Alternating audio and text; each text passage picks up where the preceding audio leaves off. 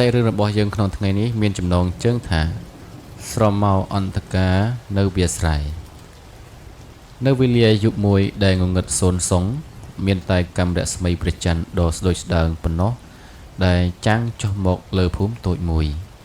ខ្យល់បក់មកយ៉ាងត្រជាក់រហូតធ្វើឲ្យអ្នកដែលនៅខាងក្រៅផ្ទះត្រូវញ័រខ្លួនសំឡេងសត្វរាត្រីយំលើសូលខ្ញៀវខ្ញាក់ហាក់បីដូចជាកំពុងច្រៀងបទចម្រៀងដ៏គួរឲ្យភ័យខ្លាចរតនាដែលជាក្មេងប្រុសម្នាក់ដែលរស់នៅជាមួយលោកយាយរបស់គេបានសម្រេចចិត្តចាក់ចេញទៅចាប់កង្កែបនៅវាលស្រែទោះបីជាយាយរបស់គេបានហាមឃាត់មិនឲ្យចេញទៅខាង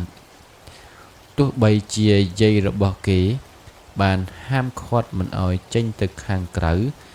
នៅពេលយប់ក៏ដោយប៉ុន្តែរតនាមិនស្ដាប់ឡើយគេចង់យកកង្កែបមកធ្វើម្ហូបឲ្យយាយញ៉ាំនៅថ្ងៃស្អែករតនាបានកាន់ពិល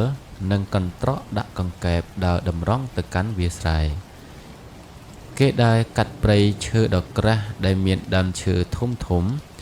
ខ្ពស់ហាក់ដូចជាកំពុងឈរចាំមើលគេសំឡេងស្លឹកឈើបក់ប៉ះគ្នាឬសូររលធ្វើឲ្យរតនាមានអារម្មណ៍ថាមិនសូវស្រួលនៅពេលដែលរតនាដើរដល់វាលស្រែគេក៏ឃើញកង្កែបយក្សមួយកំពុងអង្គុយនៅលើដើមឈើងាប់កង្កែបនោះមានទំហំធំជាងកង្កែបធម្មតារហូតទៅដល់10ដងភ្នែករបស់វាភ្លឺរលោងនៅពេលយប់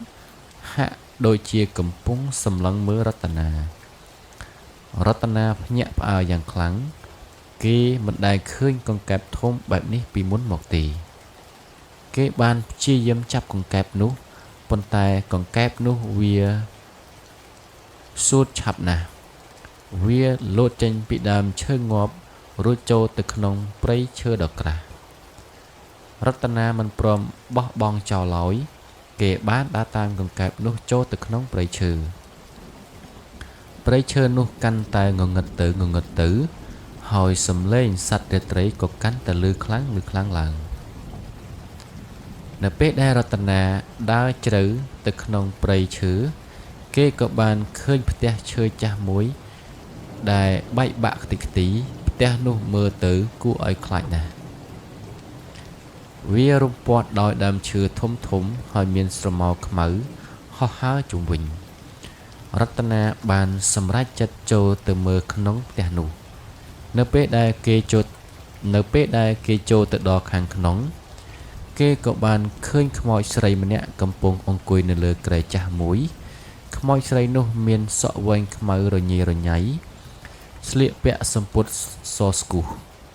មុខរបស់វាស្លេកស្លាំងហើយមានភ្នែកលឿងហើយភ្នែករបស់វាលៀនចេញមកខាងក្រៅខ្មោចស្រីនោះបានសម្លឹងមើលរតនាដោយភ្នែកគួរឲ្យភ័យខ្លាច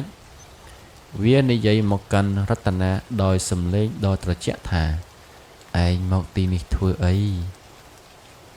រតនាភ័យខ្លាចគេមិនបានដឹងថា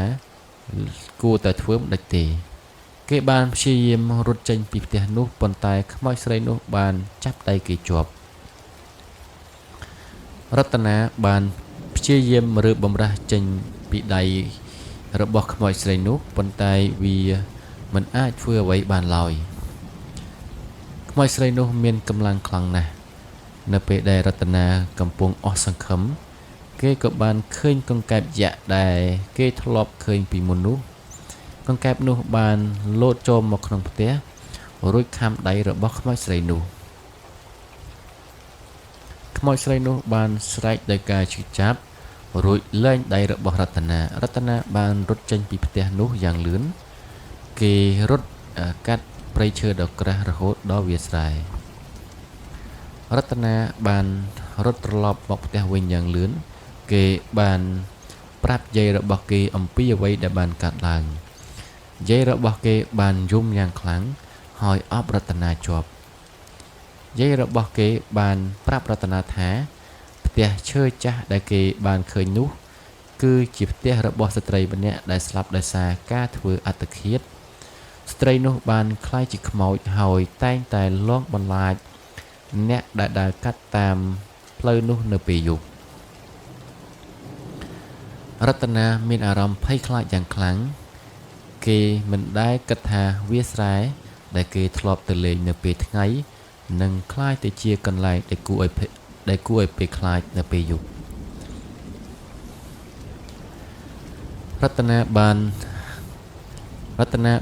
រៀនមេរៀនដ៏សំខាន់មួយពីព្រឹត្តិការណ៍ដែលបានកើតឡើងគេមិនគួរចេញខាងក្រៅនៅពេលយប់ដោយគ្មានការអនុញ្ញាតពីយាយឡើយគេក៏បានដឹងថាវាលស្រែមិនមែនជាកន្លែងដែលមានសុវត្ថិភាពនៅពេលយប់ឡើយចាប់តាំងពីពេលនោះមករតនាមិនដែលចេញទៅខាងក្រៅនៅពេលយប់ដោយគ្មានការអនុញ្ញាតពីយាយរបស់គេឡើយគេក៏បានប្រាប់មិត្តភ័ក្តិរបស់គេ